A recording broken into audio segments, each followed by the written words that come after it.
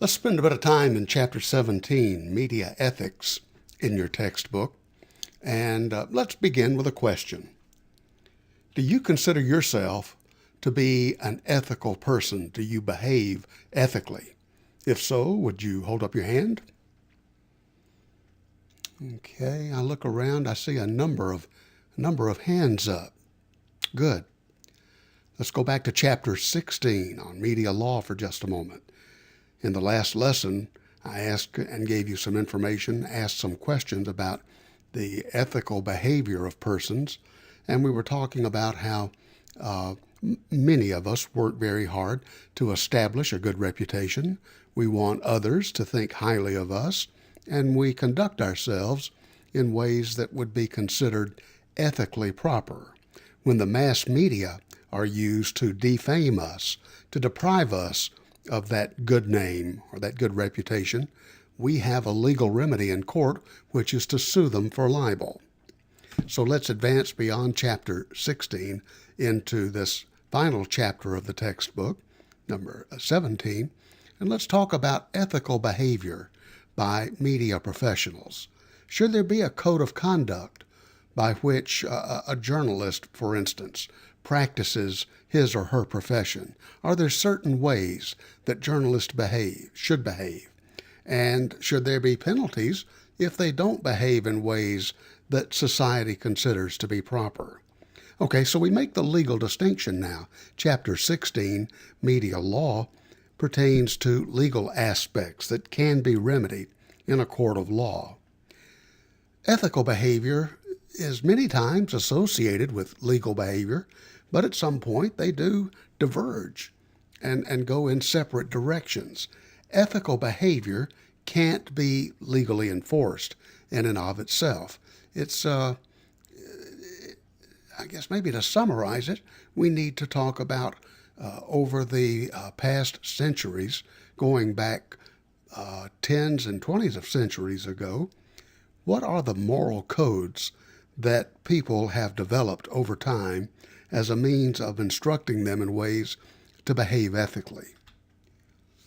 So if we focus on page 445 in your textbook, our discussion turns now to what we call the moral principles.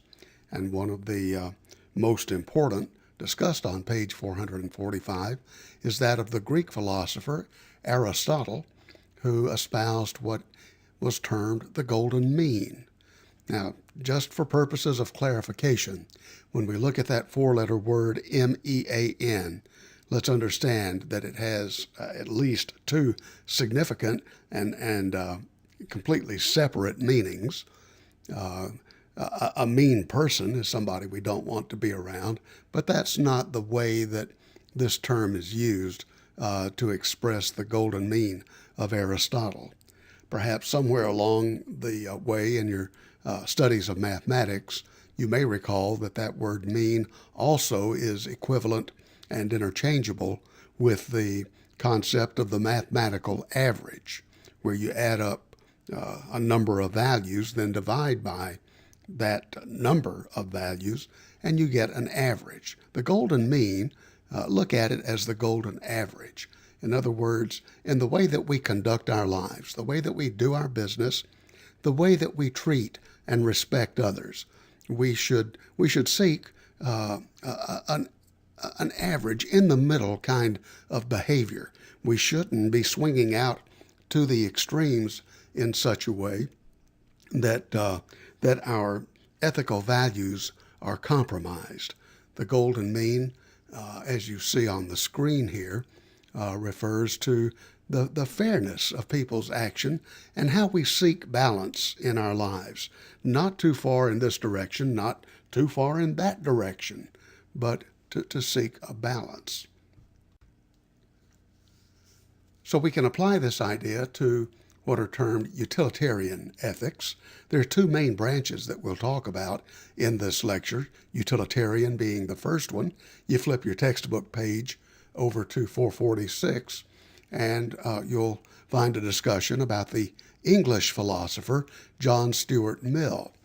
And perhaps you have had a course at the university already in which the philosophies of Mill have been studied, it was his principle of utility in which he espoused, in some respects, like the golden mean, uh, the greatest number.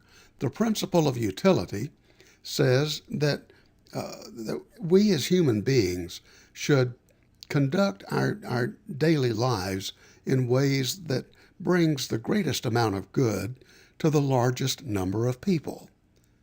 Now, remember that we're applying this to the actions of journalists, and the principle of utility has been used to describe and underscore the value of the people's right to know. That is, when it comes to placing a balance scale of the government's interests and what government is doing, and you weigh that on one side, you balance it on the other side with the fact that in a republic, the people have a right to know.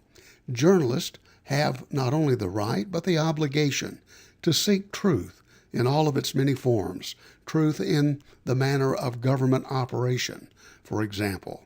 And ethical behavior for journalists underscores this idea that they should conduct themselves and their business in ways that brings the greatest amount of good to the largest number of people, because the people have a right to know.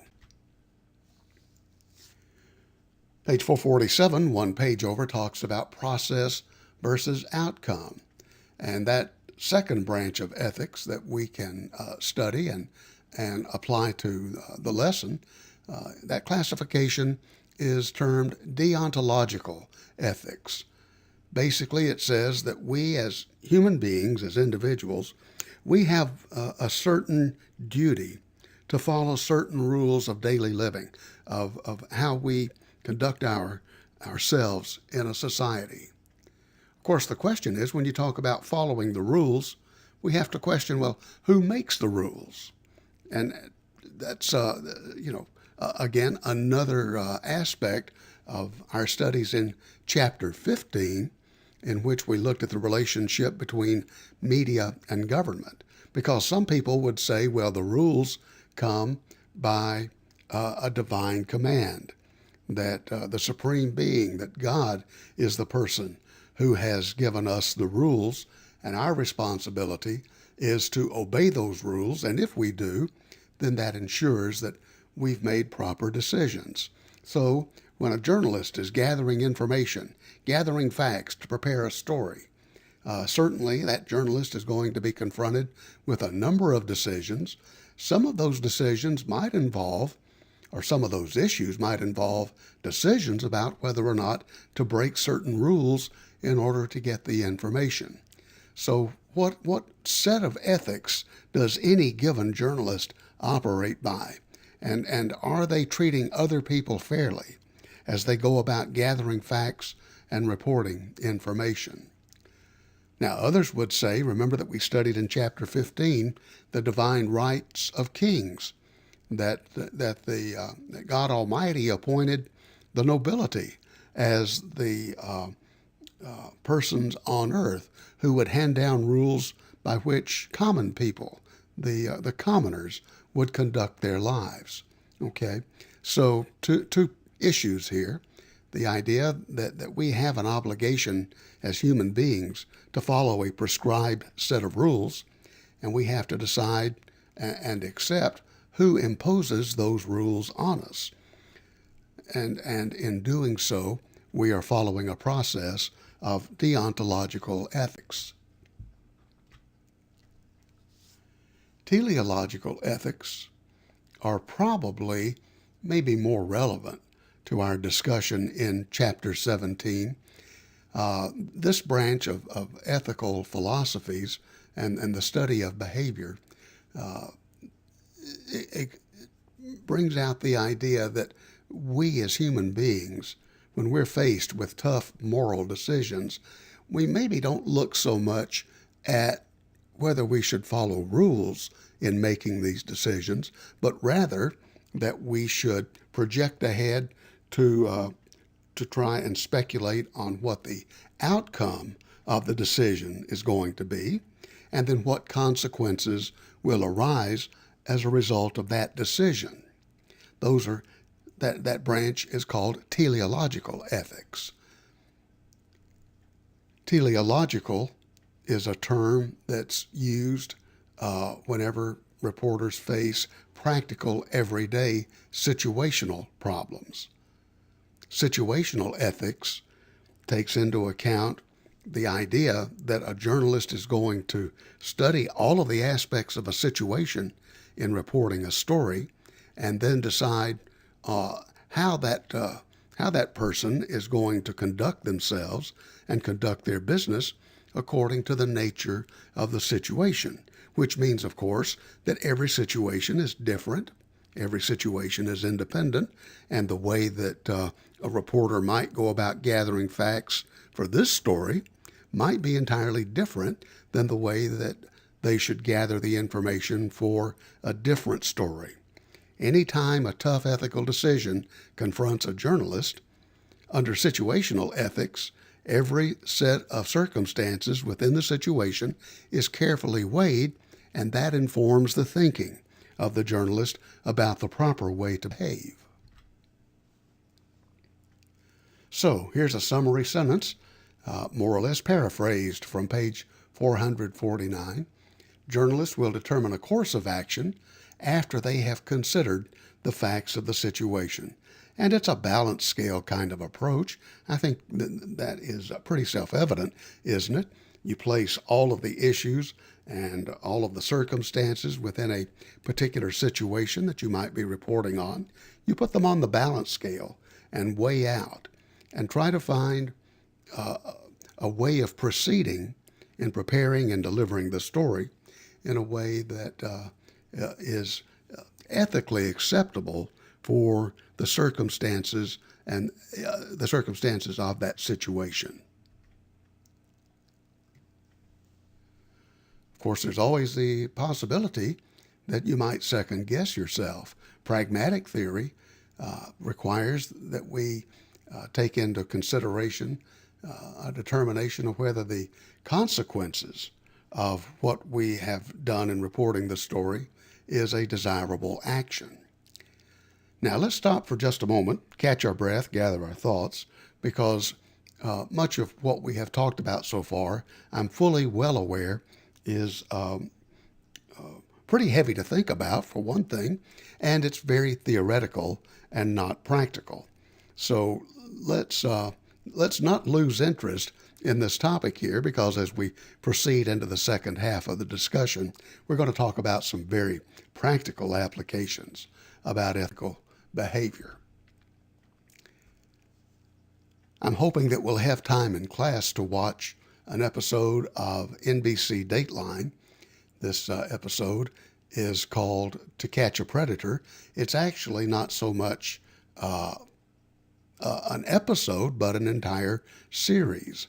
You may be aware of this series of programs, perhaps not, but several years ago, the gist of this series of programs on this NBC News magazine was an effort to expose, in almost all instances, adult men who were prowling around on the internet, posing as persons they were not, typically younger persons, who were looking to arrange hookups with young teenage girls.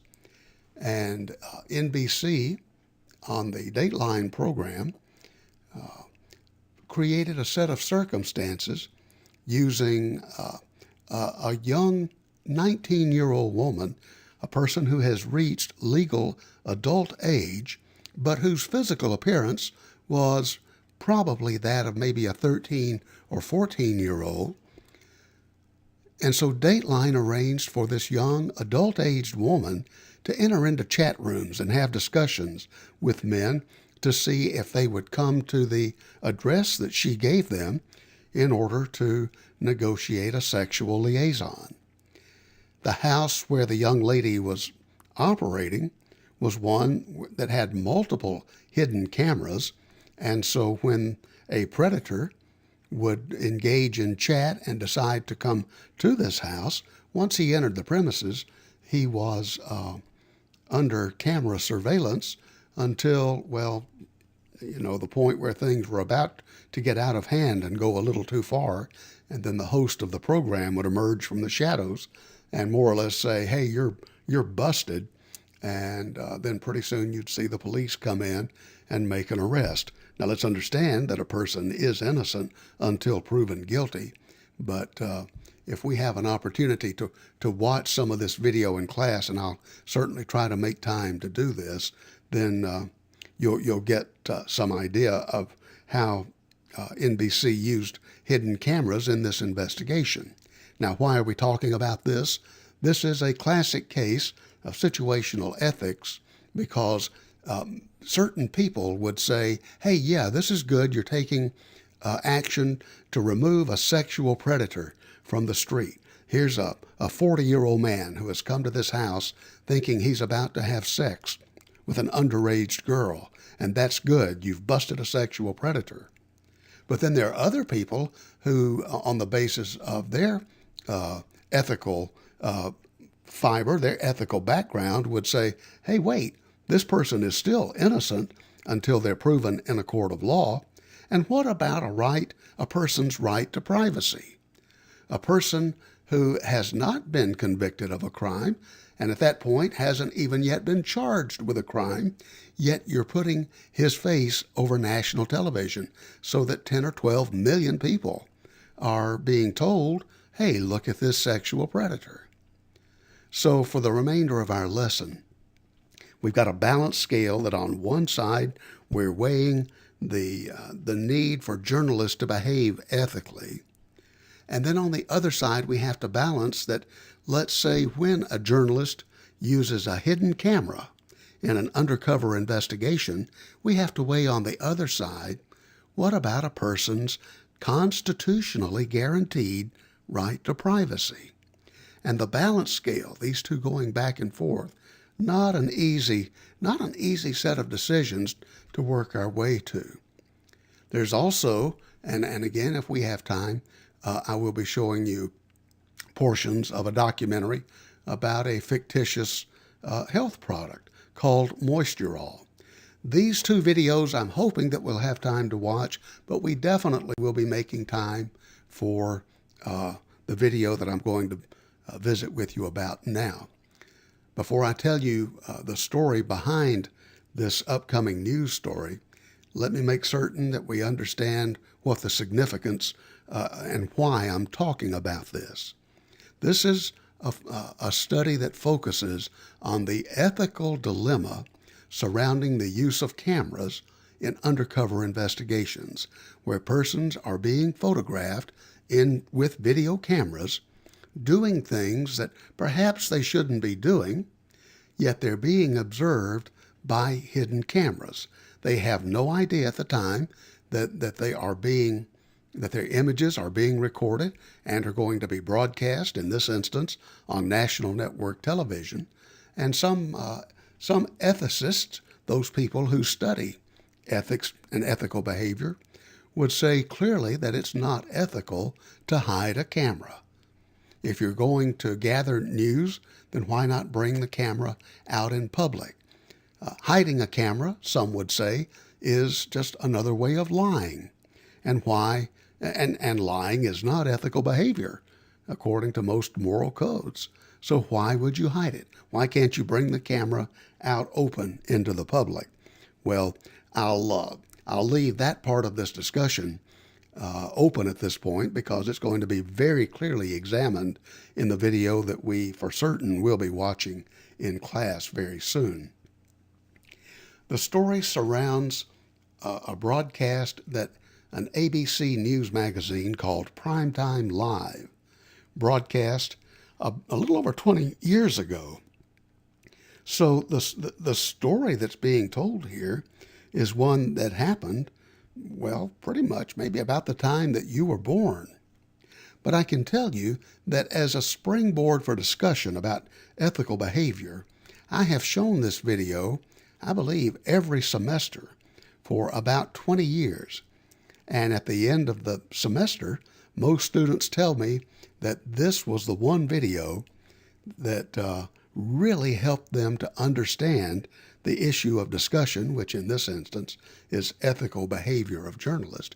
And they think that it still has an awful lot of potency today in examining that issue of whether or not the use of hidden cameras in undercover investigations is ethically permissible. So the broadcast is called Primetime Live. It's a 1-hour news magazine broadcast at 9 p.m. on ABC television. And the story that comes under question in this video pertains to this chain of grocery stores called Food Lion. Food Lion is a chain that you probably are not familiar with, because most of its stores at the time of this broadcast were located along the Atlantic seaboard, where the Atlantic Ocean, the states on the Atlantic seaboard from Virginia through North Carolina, South Carolina, Georgia, Florida, those are the states in which Food Lion stores primarily are located. Those of us in the Midwest, we're familiar with Schnucks or Deerbergs. Just think of Food Lions, as being very similar, except that this grocery store chain operates on the eastern coast, as opposed to stores that we're familiar with here in the lower Midwest.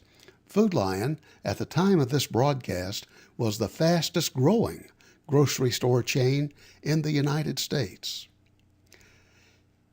ABC's Primetime Live broadcast a report in which it alleged that the employees at several Food Lion stores were engaging in unsafe food handling practices. So I think it's a story that we can all relate to, because I suspect at some point we all have reason to question the freshness and the validity of the food that we eat. We know that over time all foods will spoil. We know that certain foods will spoil more quickly than others will, and we do know that there is a significant health risk when tainted or spoiled food is consumed. And so, on the basis of reports from people out in the viewing audience who wrote to ABC, they were making claims that they were shopping in Food Lion grocery stores that were selling foods in their meat market and in their delicatessen that had reached the end of their useful life, if you will. In other words, the charge was made that Food Lion was selling bad food that was beyond an expiration date. Now, I suspect that you're familiar and you see these date codes on certain products. Sometimes the phrase best by a certain date, or use before a certain date, or do not use after a certain date. There are a number of phrases that food companies use to express this. But the question is, of course, what exactly do those phrases mean? For instance, let's say you pull open the door to the fridge, and here's a gallon milk container, and let's just say, for purposes of our discussion, that today is, let's say today is April 15th, and the date stamp on the container of milk, let's say maybe is 5 days earlier, April 10th. And you see that. Will you stop and take a look and think about taking a swig out of that gallon milk jug, knowing that it's 5 days past the sell-by date? Well, see, here's the problem. These sell-by dates don't necessarily mean that on the day before that date, a product that is perfectly good automatically becomes perfectly bad by the time we reach the date that is stamped on the product. Maybe the product isn't quite as fresh as it used to be, but certainly perfectly safe. The appearance might change a little bit, but nonetheless, the food is safe. There's a lot of discussion about these dates that are associated with various food products, and we'll come back to that discussion just a little bit later. let me continue the discussion of what happened on the ABC Primetime Live broadcast. Two news producers for ABC went to several Food Lion stores and used hidden cameras that were concealed on their bodies, little tiny cameras that could be concealed along with microphones to pick up sound. And these ABC news producers made employment applications and were hired by Food Lion as employees, and using their hidden cameras, they went behind the scenes into the private areas of these grocery stores. Now, what I mean by that, to go behind the scenes into the non-public areas of the grocery. For example, into the meat market, where the meat is butchered and prepared and wrapped, or behind the counter in the delicatessen, where the food is prepared, the places where customers normally are not allowed to go. ABC producers gained access to these private areas of the store by lying on their employment applications and then getting hired by Food Lion, and thus gaining access with their hidden cameras into the private areas of the store. After the program was broadcast, there was quite an uproar. Food Lion sued ABC News as a result of this broadcast. Now, you might think that Food Lion is challenging ABC because ABC broadcast incorrect information.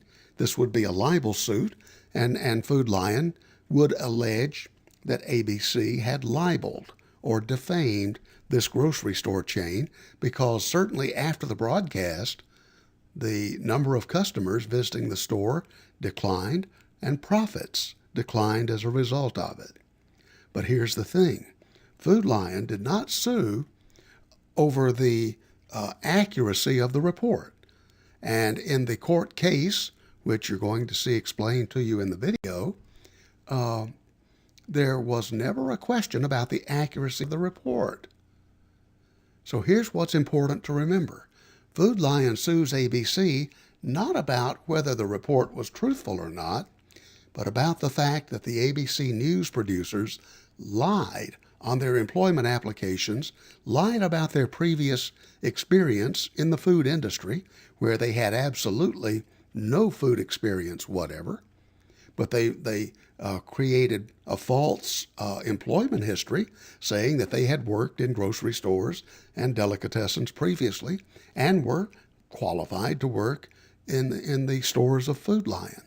So ABC is facing this charge that because these reporters did not conduct themselves ethically, because they lied on their employment applications in order to get access to the rear portions of the store, the behind-the-scenes areas of the store, so that they could use their hidden cameras, which again, we have discussed, becomes an ethical situation in and of itself.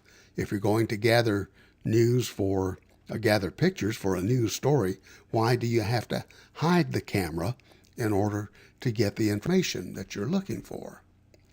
So we'll bring our discussion today to a close with a question here. What other methods could reporters use to gather information? And let's take this Food Lion story for example. I fully understand that you haven't seen the video yet, so we'll ask this question. We'll come back to this when we have had a chance to watch the video in its entirety. And I'd like for you, I want to tell you in advance to prepare you that when we get together in the classroom to watch the story, ask yourself, you see the producers use the hidden cameras, which most people will assert is unethical behavior. So what are the other methods that these reporters could have used to gather the information? So I've given you a pretty good tease of what we're going to be doing soon when we get together. Go back and take a look at chapter 17 carefully, and we'll proceed with, if we have time, we'll look at Dateline to Catch a Predator. We'll investigate more about the Moisturol phony product, and certainly we'll make time for the ABC Primetime Food Lion story.